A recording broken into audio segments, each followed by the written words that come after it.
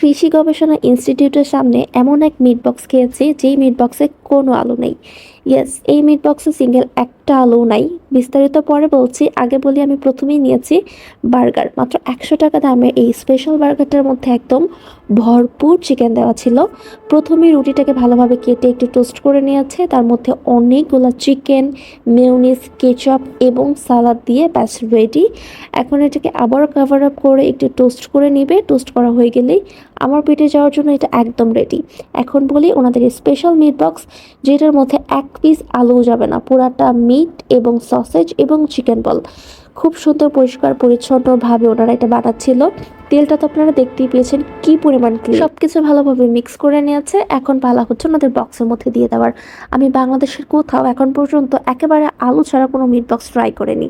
আমি করিনি, হ্যাঁ থাকতে পারে, বাট আমি ট্রাই করিনি। জয়দেবপুরের মধ্যে এরকম একটা ফুড কার্টে যে আপনারা এরকম এরকম আলু ছাড়া মিট বক্স পেয়ে যাবেন, কল্পনাও করতে পারবেন। এবং টেস্ট ওয়াইজ এটা কিন্তু অনেক ভালো ছিল। আর ওনাদের এই স্পেশাল 100 টাকার যে বার্গারটা, এটাও আমার কাছে টেস্ট ওয়াইজ অনেক ভালো মনে হয়েছে। আমার বাসায় আমি নিয়ে এসেছিলাম, বাসার লোকজন বেশ পছন্দ করেছে। সো কেউ যদি জয়দেবপুর কৃষি গবেষণার আশেপাশে থাকেন, গল্পতলা নামের এই ফুড কার্টটা কিন্তু ডেফিনেটলি ভিজিট করতে পারেন এবং আপনাদের ওপিনিয়নটা জানাতে পারেন।